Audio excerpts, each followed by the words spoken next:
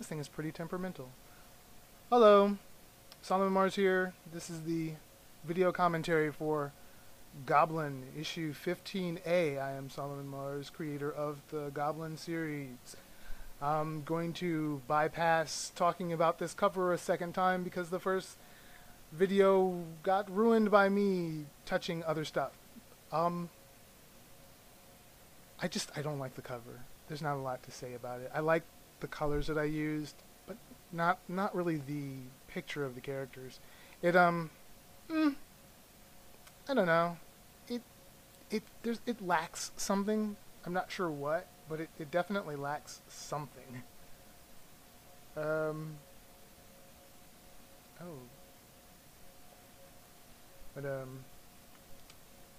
so Vimmer Coco watching over Jeff and Sank and Amy and Mumu and Reduha and Rock Eater. Of course, yeah, she's a I was saying she's a really suspicious character. She's I wouldn't say paranoid, but she is suspicious, and she's just and then that group, they're really curious. You know, they're a strange sort of group of people. And I would assume that anybody would that had witnessed that group together would sort of automatically watch them. They were just so curious. They don't seem to belong together, but they end up together. They're somehow all of them. And well, and then I guess she kind of she comments on it. And Amy Westlandic. That's really an interesting term that I don't use later, but it still kind of means the same thing as what I use later. First time that two clans are mentioned, Platinus and Silvus.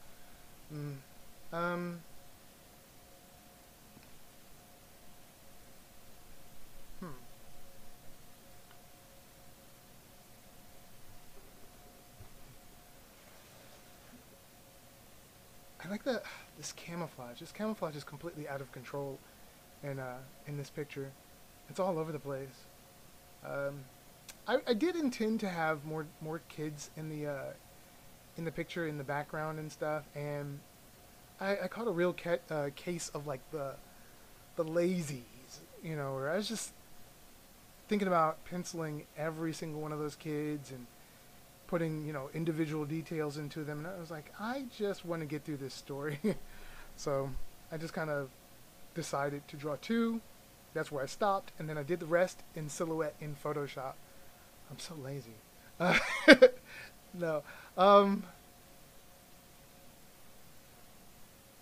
There's not a whole lot going on other than it's sort of the parting of the ways between the characters. This is where the storylines between some of the characters start splitting, and creating other, like future storylines. I guess I can say. Reduha, his character ends up on in a different path, or a different storyline that crosses paths with other storylines. It'll all make sense eventually, but this is sort of explaining what happens to his character, because otherwise his character would just randomly disappear, and it's like, well, what happened to him? And he went to take the kids back. I mean, these kids, they could never make it from the mines back to not, I'm looking at the word Centris, back to the Red Castle, not on their own. I mean, it's easy enough for a logicsmith, or probably someone who hikes in the forest, in the mountains, things like that. It's probably easy enough for them, but not these little kids, unless there's one of them that maybe does. But according to the story, maybe the only kid who could have possibly gotten these other guys through the forest back home, well, I wouldn't say home, but back to the Red Castle safely, already ran away and stole a gun. And no, we never see what that guy looks like. We never talk about him ever again. He's an unimportant character. He was just a passing sort of I wouldn't say plot. Well, plot device, sort of. Yeah, because he led to Jeff being captured. But but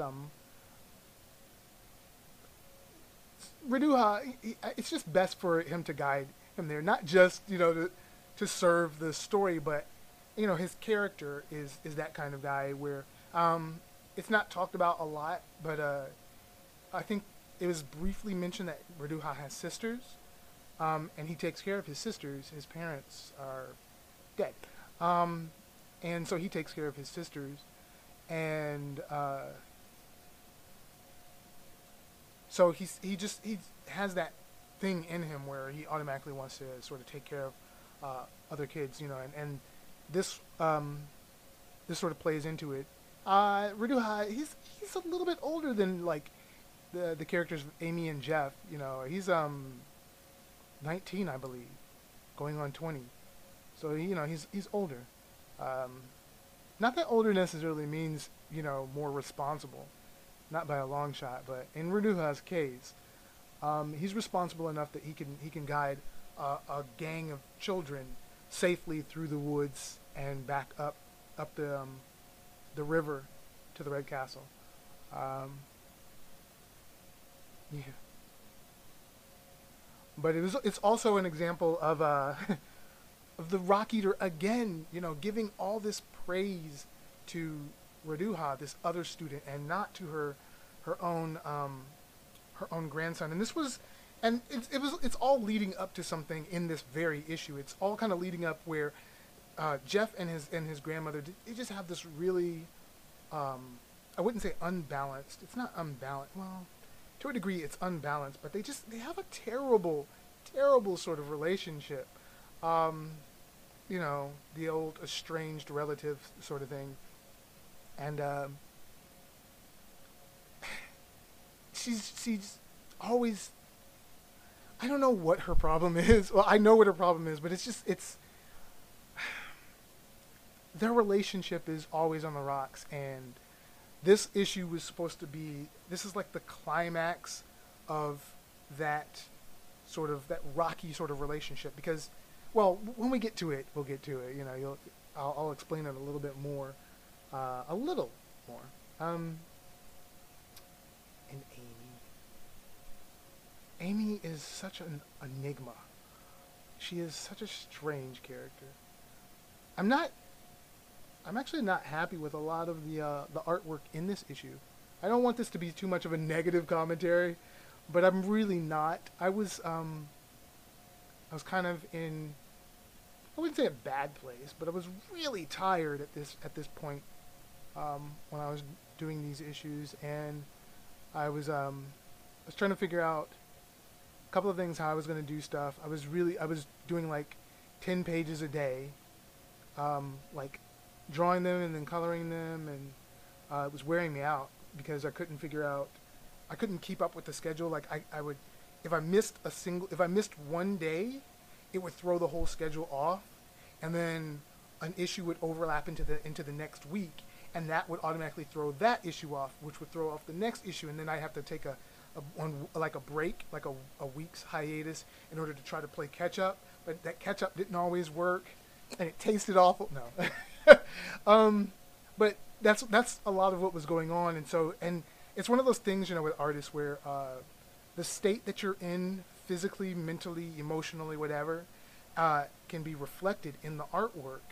And sometimes you can see, like, you can go through like different issues, and you can see where sometimes the artwork is really, really, really crisp, and then sometimes it's okay. In this issue, it's okay. I didn't do a lot of backgrounds like I would normally do, and I focused on the characters, and I used color to sort of to make up for the lack of backgrounds, and to sort of heighten the sort of emotional place that the story is. It works to a degree, but looking back on it, it's just, no, I was just really not in the mood. But you press forward. You just keep going forward, because if it's something that you love, then rain, sleet, snow, or hail, you just keep going. I don't know if that's a good thing or a bad thing, really. I often I debate that with myself if that's good or bad for me to be so what is that, like, myopic, you know? Just such a tunnel vision, a singular focus. Um, anyways, Amy is grateful. Reduha is a nice guy. He's a nice guy. He's nice. Um, and Amy is just a mess. You know. You know what I just realized? I said that Mumu was in this issue, didn't I? At the very beginning, Mumu is not. That's what kind of why Amy is a mess. She's an emotional mess right now because Mumu is gone. But anyways, I do like this picture because I like the idea. It's sort of one of those things that you can do that you don't see a lot of. You know what? I'm not even gonna say that. You do, but it's where you sort of pick a frame. You know, if it was animated, you pick one single keyframe out of the whole sequence. And in this one, I caught Reduha halfway between sort of juggling his backpack on his back, you know, where you sling one arm up onto your shoulder and you're slinging the other and you're trying to shift the weight. And that's what I was doing, you know, just from based off of my own memory of how heavy a backpack is and how much adjusting you have to do to try to get everything balanced on your back without having to have someone go back there and balance it for you, you know, just adjust it. Yeah. These backpacks are terrible, by the way. They don't even have like a little. There's supposed to be a strap across your chest, so that it's not the weight's not pulling on your shoulders so much. But yeah, it's a comic book, so who cares? I love this famous last words. It's just a couple of days. It's like, I mean, it's not, you know, like famous last words, but it is. It seems like it, you know. I don't know, because Reduha just he disappears. Anyways, that's funny. I'm not sure where she got those from. Those little fruit. Who knows? There's probably probably wild fruit trees out there somewhere. Sure. Okay. This is the part where I start doling out a bit more information as to what is going on. I definitely finally reveal part of Jeff's motivation in the series, at least in this part of the series. But this dialogue between Sankofa and Jeff, I think I mentioned it in a different commentary where Sankofa, you know, he hadn't really been talking a lot, and it's because he was doing more observing than talking. And in this one, you really get to see it's back to that sort of thing between Jeff and Sank, you know, going back and forth, disagreeing, agreeing, just kind of talking it out. You can and sort of me sort of implying that, you know, these guys have really spent a lot of time hanging out together. Certainly in that first year before the series, you know, technically before the series started, you know, they spent a whole year running around Mahu, getting into trouble. And but I wanted to sort of go back to a little bit of what they had in the first couple of issues where there was a dynamic, you know, there was something constantly going on between the two. There was always conversation, you know, like they spent a lot of time having nothing to do except for talk to each other. Well, certainly between times when they found a slug to slug. It's so ridiculous. A slug to slug, because they are sluggards. But, you know, a lot of this is really just me, and I really got into, I thought, well, I don't know anyone that doesn't find the idea of time travel fascinating. To a degree, any degree, I mean. But I ended up, I don't remember when it was, but this guy that I knew, a friend of my old roommates, came through the apartment once, and he had this book on um, string theory and superstring theory, M theory, all that stuff. And I had, it was funny because before he gave me the book, we were just talking about, you know, time travel, quantum mechanics, things like all sorts of stuff. And I was telling him about all these crazy theories that I had, that I thought at the time. I was like, oh yeah, no, I thought I came up with this stuff on my own. I thought they were just wild ideas. I thought they were just creative ideas. Just playing around with the idea of time and traveling through time, forwards or backwards, or between space and the idea of kind of what they're discussing, and he came back and he handed me this book, and I just remember I spent like a couple of days in just locked away in my room just reading that book, and it was just like wow, this stuff is real. And after that, I just was just eating up anything that I could find on the subjects, just anything, and I thought it was fun. It's still fun because it's a lot of it is theoretical. So I mean, sure, it's plenty possible, I assume, but it's all still theoretical. It's still all mathematics, in published papers and on chalkboards. Chalkboards. Who uses chalkboards? But still, I love this. The relationship between Jeff and Senk is ridiculous. Because there are times when Jeff really does act. I wouldn't say acts his age, because, he's 14 going on 15. Sometimes he acts a lot younger than you would assume he is. He can act like a real 10-year-old sometimes. But,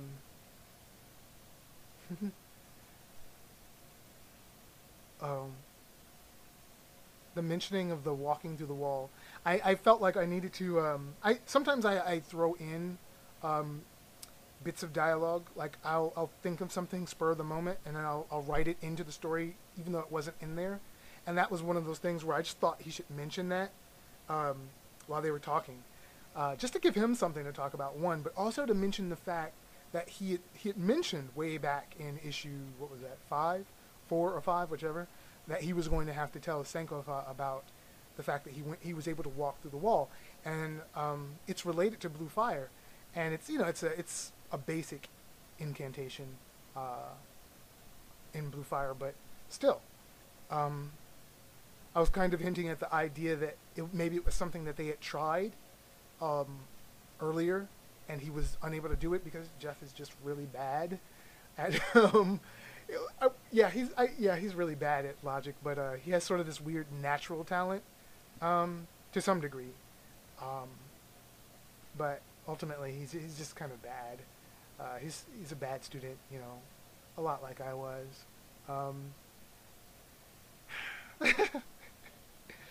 But this whole conversation it's so dense with text. I was afraid that I was going to lose a lot of people here. Like, they'd just be like, oh, what are they talking about? But surprisingly, well, I was surprised.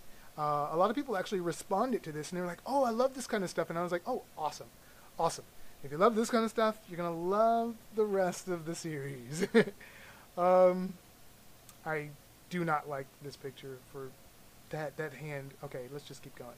But, yeah. And enters Vimmer Coco, for the first time actually really kind of opening up as a character, not being very cold, but still being, the door is opening a little bit, a tiny little bit, teeny weeny bit here, as she talks about, some things that are definitely over Jeff's head. I love this. No portion of the future is set in stone. It forks a million times, a millionfold, a million in all directions. Any possible decision you or anyone you know could make results in a new path. Yeah, sure. Sure. Uh, Certainly. I mean, I could prattle on about all this stuff, but um, it's it comes up in little chunks throughout the next few issues here and there, but I love that Jeff is sort of um, he's sort of supposed to represent that person, like you get that so often in comics and in well, animation or television shows where all the characters, everyone knows everything.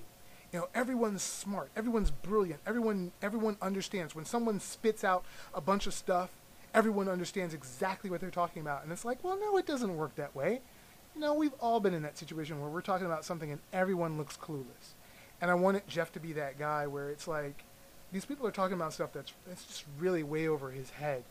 And wow, Vimmer Coco actually, she says, she drops the word pan-dimensionality, which I am obsessed with.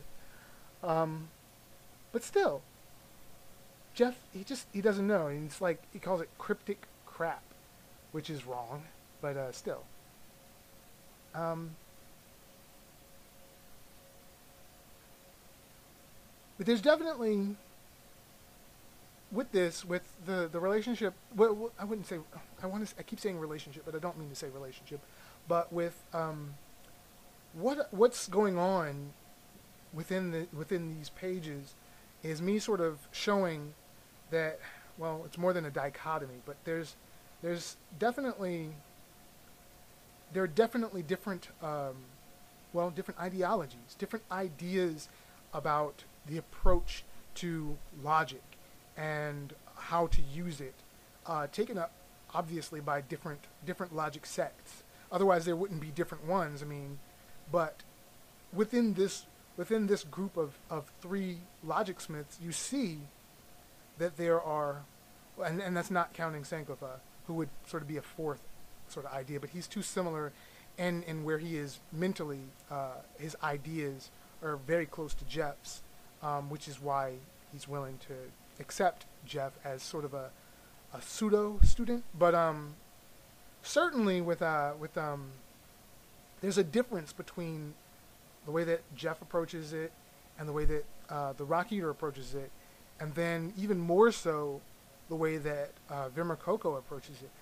It's really, really, there's a lot of there's some serious differences between these characters, and she sees it as a corruption, these things that they're talking about, where it's sort of, there's this pure aspect to her, and that's sort of where the direction I was sort of hinting, at her actually being, with her distancing herself from this organization that she obviously used to be a part of, and that being possibly having something to do with Jeff's parents dying, and just all these different things, and then and why she and Jeff have such a hard time even just sitting down and talking normal without yelling at each other.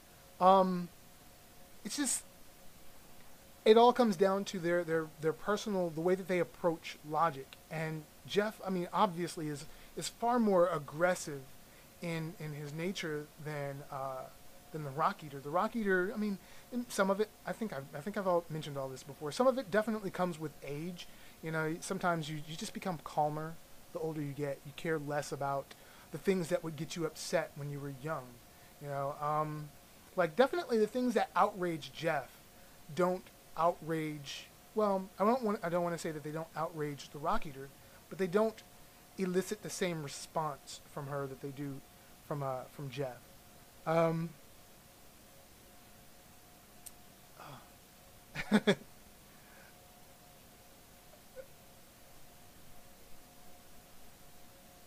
I love I speak with my hands.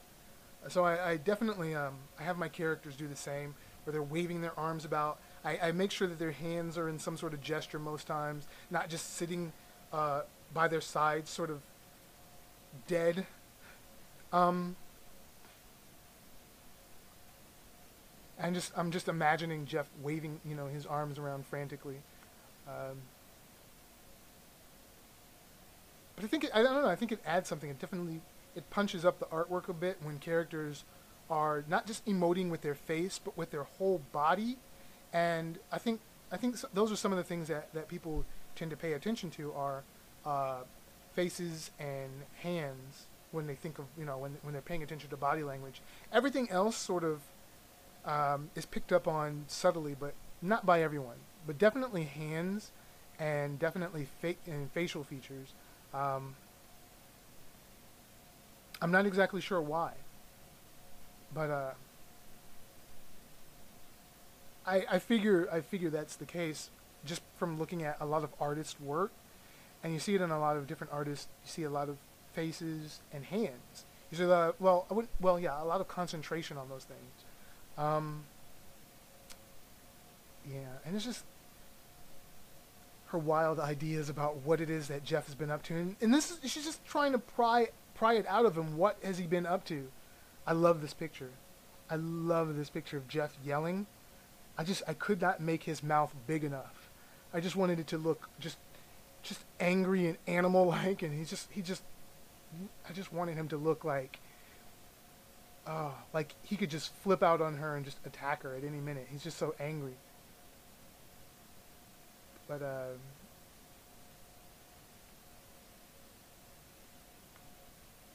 and she just kind of. But it's definitely this sort of trade-off. They're both equally. They're both angry. They're both angry characters. Slightly, they're angry for, honestly, kind of the same reason. A bit, a little bit. Somewhere at their core, it's the same reason that they're both angry. The I do kind of like the lasso tool backgrounds that I've done in this part, and this is what I was saying. Like early on in the issue, they were just color. It was just the backgrounds were just pure color, and then here I was like, oh, okay, let's mix it up a little bit and let's throw some shapes, some sort of silhouetted shapes into the background, and so I show some of the trees and some of the little bushes and things like that are around there. I like it because they sort of work with the color palette. They don't take away from the character. I'm always afraid of stuff taking away from the character, which is why I don't draw a lot of the backgrounds by hand. I would just wait until I scan in the pages and then draw them in Photoshop. Not always, but a lot of the times, especially recently, I've been doing it a lot with more recent issues of Goblin. And trying to get it to the point where you can't really tell. And it's just because I want to be able to manipulate the background so that just enough so that it doesn't take away from the character. Unless it is the focus, I don't want people focusing on what else is going on in there. But I still want the world to feel full, and it's such a difficult thing, comics. But this is, I feel like I've talked about this before, but this is one of the reasons why I moved away from the sort of traditional layout of comic books where it's a single page with multiple panels. It's because there just wasn't enough space to show the characters and the background and give you a good, healthy dose of that world that the characters are in. I couldn't do it. So this layout definitely helps for it, except for when I do stuff like this issue where I kind of got a little lazy. I love this. She just basically fills in, the reader on kind of everything, just sort of running off about this sort of giving you all the background to Jeff that didn't exist in the series, that all the stuff pre issue 1, just sort of a bulleted list of stuff. Also telling us that Blue Fire Logic is more advanced than your average logic, which is true, and that's probably the reason why um, it was never, I guess, uh, I don't want to say completed, um, refined. Yeah, I guess refined is a good word. It just wasn't something that was refined. I love that she's just yelling at everything is in caps. She's yelling at him, and look at him. He is acting like a child. I love that, and because that was the thing about Jeff is he didn't like being called a child. He didn't like being called a kid, but he often acts like it. And you get that a lot. Where I know I certainly did. When I was Jeff's age, I didn't like being called a kid. I didn't even like being thought of as a kid, because I mean, you're not really. You're well on your way to sort of this adult world, but it's so easy to devolve back into adolescence, into that, or pre-adolescence, or just that very young child.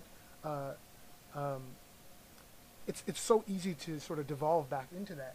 Um, when faced with other adults around you, that have that ability to sort of they can just throw you back into that role.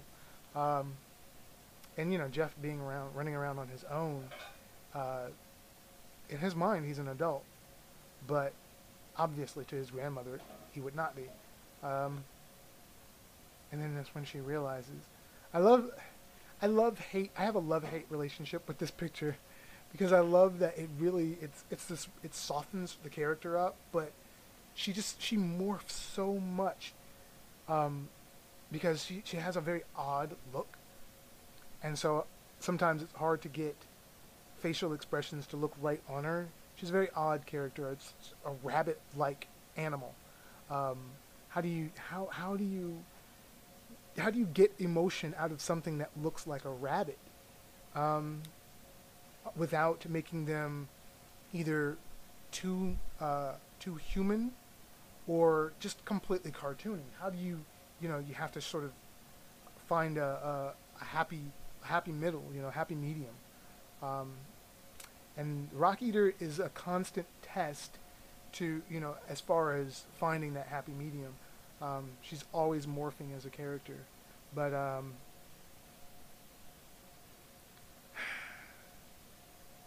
I don't know. She's necessary. And yeah, this I'm thinking about, there is a fan commentary by this guy Cool Breeze, and I was just thinking about, at this part in his fan commentary, there is a part where he plays this music, and I literally fell out of my seat, laughing because of that part. It was just, the music was so appropriate, and it was so sappy.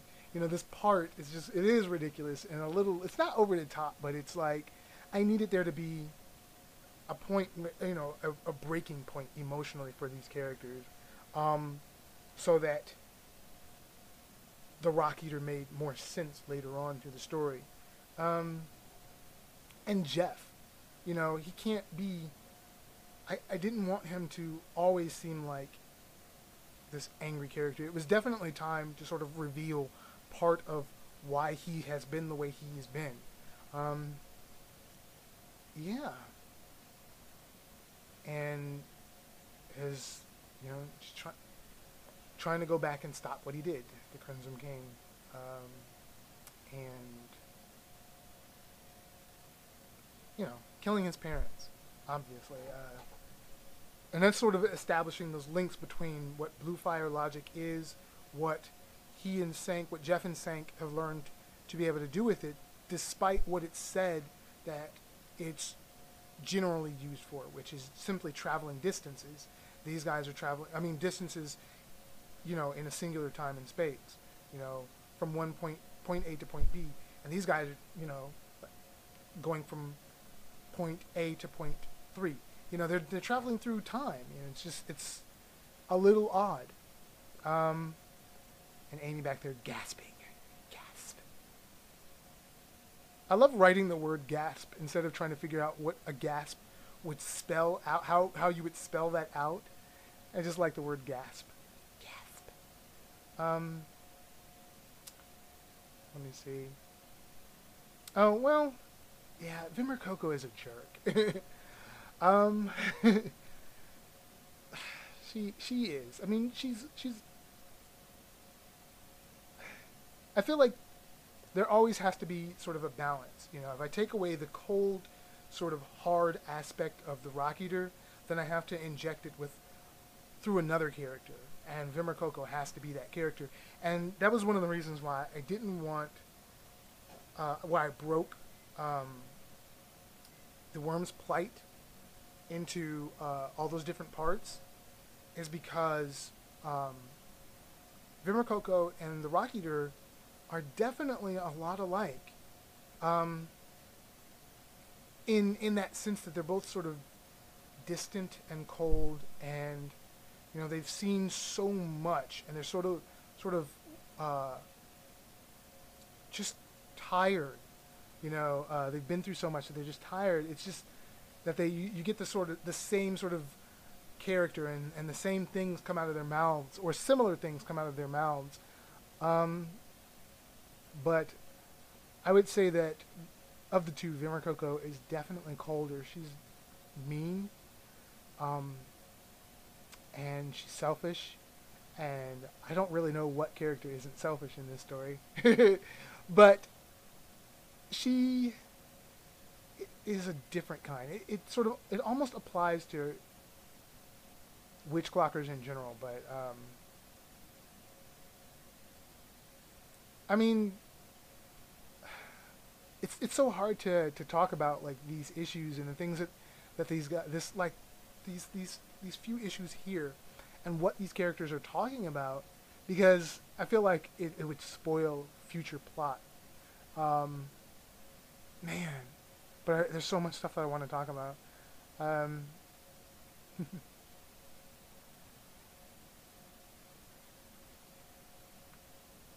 I feel like she was pushing Jeff's buttons on purpose, in a lot of this section. You know, she was doing a lot of it on purpose, mostly because well, she's already witnessed him use blue fire logic, and she knows that he has some sort of relationship, an apprenticeship of some sort with Sankofa. It's possible that Sankofa taught him blue fire logic. So, you know, it's I don't know. She's just pushing to see, you know, how much she can get out of that. You know, how much she can get out of him, what he's capable of. And I guess it's a little bit more. See, that's what I'm saying. That's me talking about a little bit more about what happens a little bit later. But yeah, it's so hard to talk about this stuff. Jeff. He's a bit of a hothead, like me when I was his age. You know, anyone could push my buttons then. It's kind of sad, but because of it, I have stories to tell.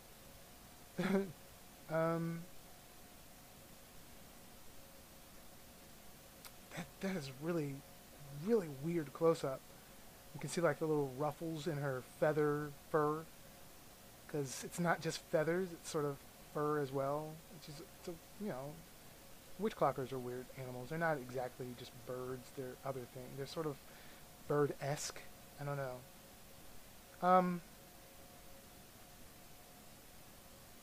Of course, Jeff is going to be too slow.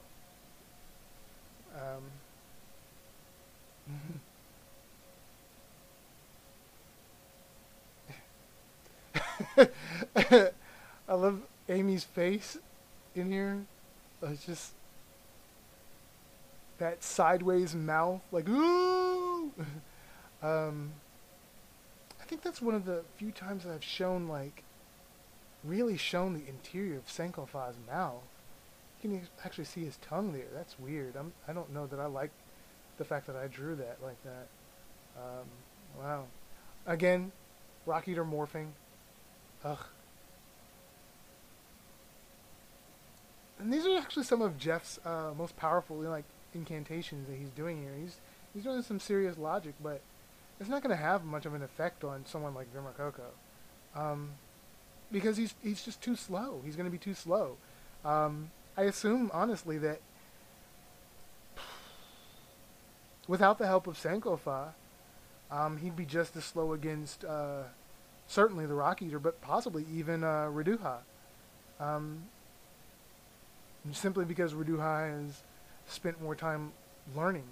I mean, there's just tons and tons of years where Jeff only relied on what little bit he understood, and just kept using that over and over. And that's the problem with Jeff, is he only knows so much, and he just uses the same logic over and over and over and over. But and so it just makes, he's a really underpowered guy. Yeah, it's interesting. Just, I mean, I just love this, swing and a miss. Oh, look at this guy.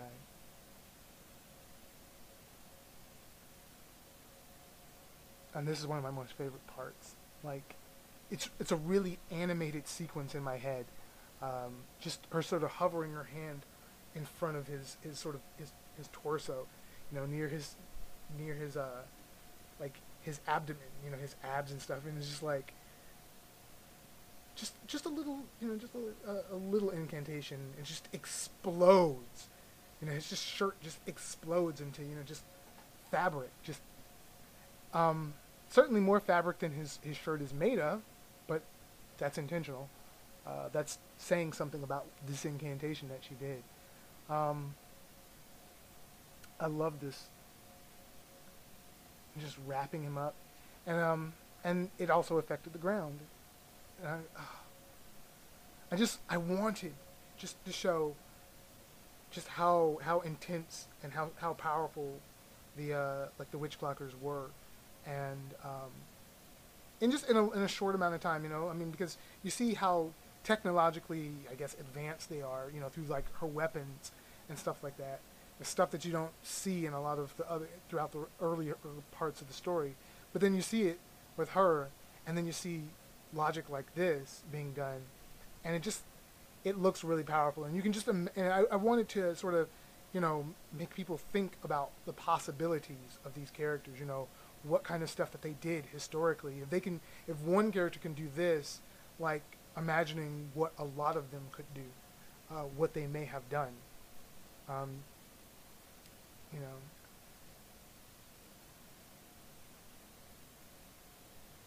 I really wanted to do like one of those sequences where everything sort of slowly creeps up, like a single picture. You see like the ground creeping up his legs and things like that, and none of it. I couldn't get any of it to sort of come out right, so I just kept going with that image and just pushed on ahead.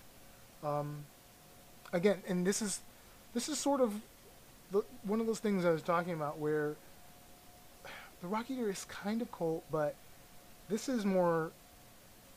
I guess this is more calculating than it is cold. It makes sense not to start a fight that really isn't there.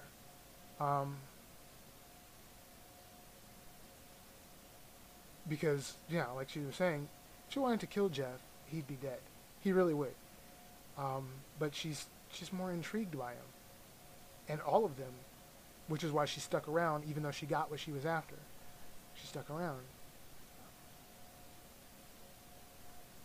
Leering at them from the distance.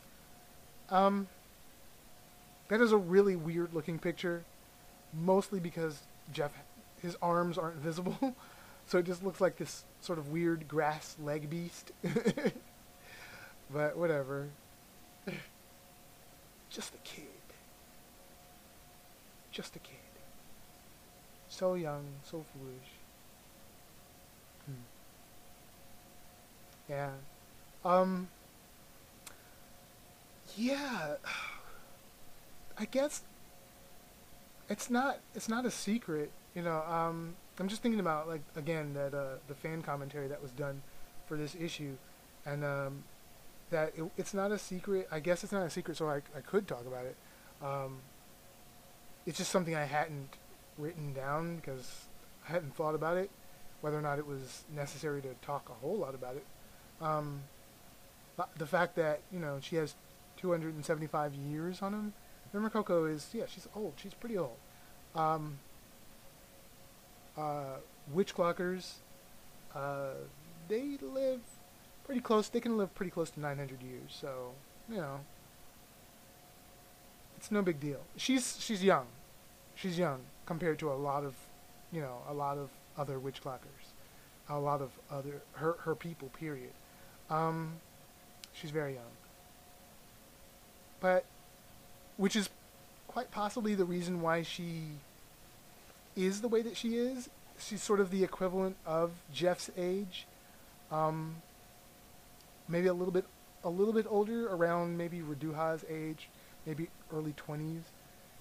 So she's still a little rebellious, still kind of out there, still, you know, a little. I don't want to say arrogant, but she's just that type, where she's just, even though she's been around a long time, and you would think, well, she's to a degree she's tired. She just doesn't have time to fool around with someone like Jeff. She still plays around. It's like a cat playing with its prey before it kills it.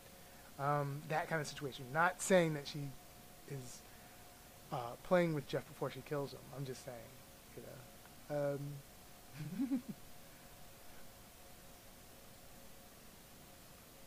yeah. Oh, I like the way that this looks with this comic reader. Wow, the border.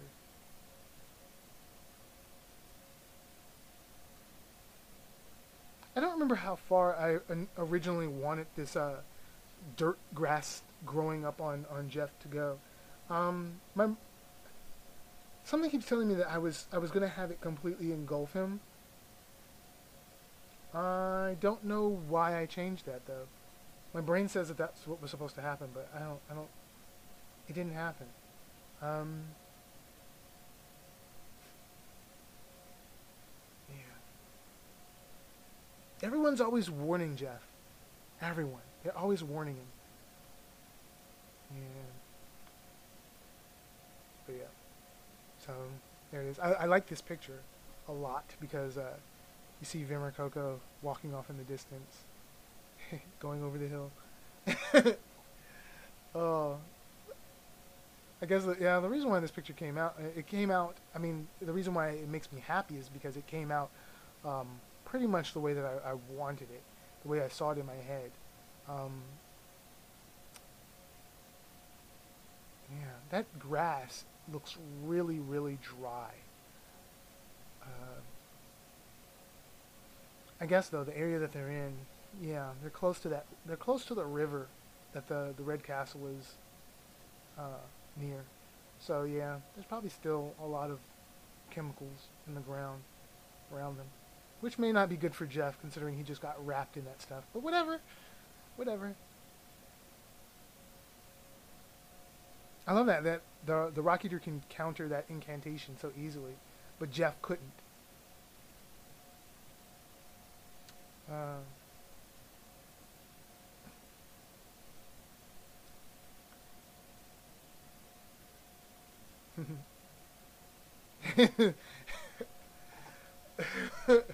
I was just thinking about the fact that Jeff's shirts always get torn up. They always get torn up, and I had to comment on it just a little.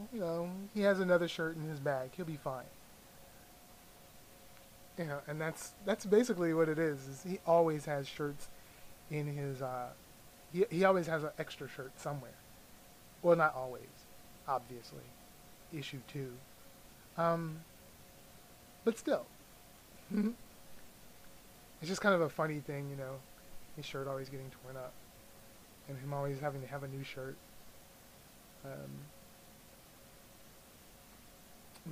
By this point, the character, the Rock Eater character, she's changed. She's a little bit warmer. She didn't, when she scolded Jeff, she didn't really yell at him, and her reaction wasn't as extreme as it has been in the past. And she's calm, and now she's sort of it's like what's actually going on with her, is more so it's after realizing what it was that Jeff had been doing all this time, suddenly thinking about really what has he been doing all this time. She knows what he's been trying to do, but then seeing the scars all over his back and stuff, it's like, what has he been getting into?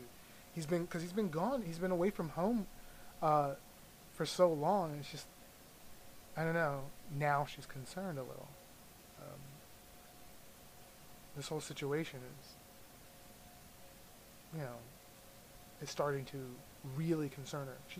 She's warming up. She definitely, it's her transition. It's her character arc, I guess. It's the point when she sort of makes that transition and into a more approachable, likable character.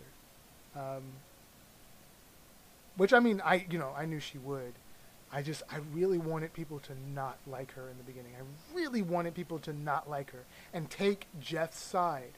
I wanted that on purpose, just so that when she makes her transition, people go, oh, well, okay, I like her a little bit more now. Okay, she's cool, yeah. And Pinion, of course, and walking through the upstairs of the Red Castle, where the whole gang plus Sune, Sapphire, and 26 were doing their fighting. You can see the little thing that Sune broke out of there. And they cleaned the whole room out. They cleaned her entire room. It's just completely cleaned out. I like that they just kind of left it. They just completely abandoned it the way that it was. Tables turned over.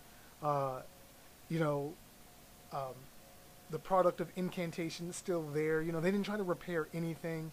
It's just kind of like, if anyone other than Pinion walked in there, they would look at this place and go, what in the world went on in here? I guess unless they knew the Rock Eater, then they would just assume that she was in here working on sculptures. It's a workshop, in a way. The little board over the tunnel that was underneath the sofa, I love that. But yeah, and it ends with Pinion just sort of putting 2 and 2 together and getting some really awkward number, probably, because he overthinks everything. I don't know, Pinion is a very rigid character on purpose. He's supposed to be rigid and sort of cliche, sort of, just the lines that he says, no matter, they will all die. He's just, again, a lot of cold characters in the series, and Pinion's definitely one, but on purpose, completely on purpose. He's supposed to be cold and calculating, and I mean he's a villain, but he's a very specific villain. Definitely get more into that later in commentaries and later in the series. But anyways, so we're at the end of this this commentary, and oh my gosh, a few minutes under an hour. Wow. So I guess thank you for joining me through this commentary, the commentary for 15A. 15B is a weird one, but definitely do that commentary. And this was a live commentary, so hopefully more people will join in the future, because I'm going to keep doing these, and try to do them every weekend, hopefully until I catch up. But anyways, so thank you again, and bye.